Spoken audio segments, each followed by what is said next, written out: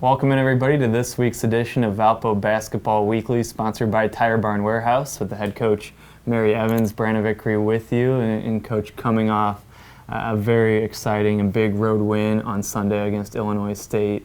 And you faced adversity going into the game, had a middle of the night fire alarm leading into the game. Just how were you able to overcome that and come out and play so well on Sunday?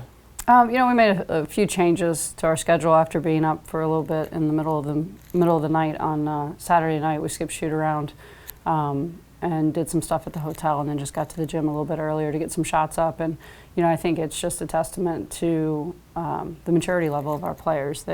We did not perform well Friday night, and we had some discussions all day Saturday about that. And they were really, really focused. They had a great practice on Saturday. They really competed against each other in practice. And I just think their focus level was there on Sunday, and they wanted to atone for not playing well on Friday night, and they didn't let anything, including a middle-of-the-night fire alarm, stop them from performing well.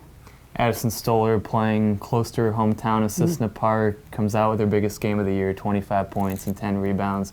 What stood out to you about the way she played?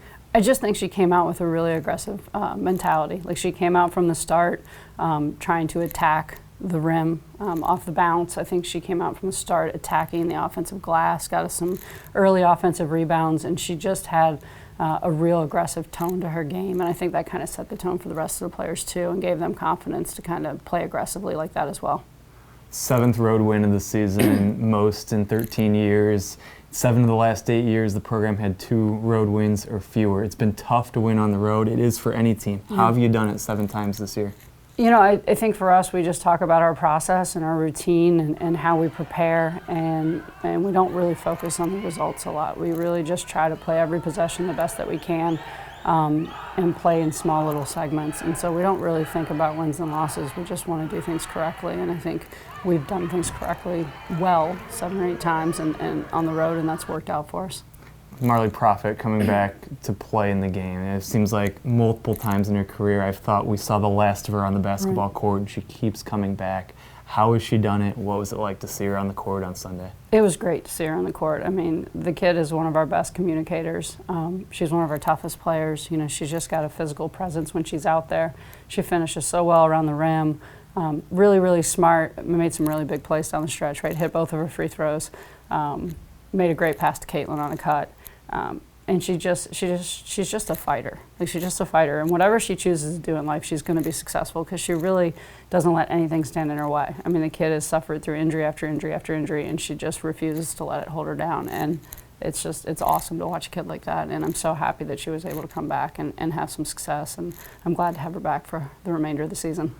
We talked before the show. I think it's so hard with the women's basketball schedule in the Missouri Valley Conference, if you don't play well the first game of the weekend, to come back and play well in the second game. What did you do after Friday to be ready for Sunday? We did our normal stuff as far as taking care of our body. I will say our practice was a little bit more intense than usual on Saturday because we needed to fix some things. And we did a lot of talking about the things that we did poorly and not accepting that from each other anymore, and holding each other more accountable and to a higher standard. And like I said, I think the players' focus was just so good on Sunday. They wanted to come in, and again, it wasn't about getting a result. It was coming in, it was playing our basketball and not settling to not do things correctly. And they did that from the tip until the end. They really executed well, and that's what a lot of what Saturday's conversation was about, was just executing offensively and defensively, and understanding. And I actually used the line that it's not like our offensive principles and defensive principles isn't an easy button. You don't just press it and it happens. Like, they have to make our stuff work, and I think they bought into that, and they made our stuff work yesterday.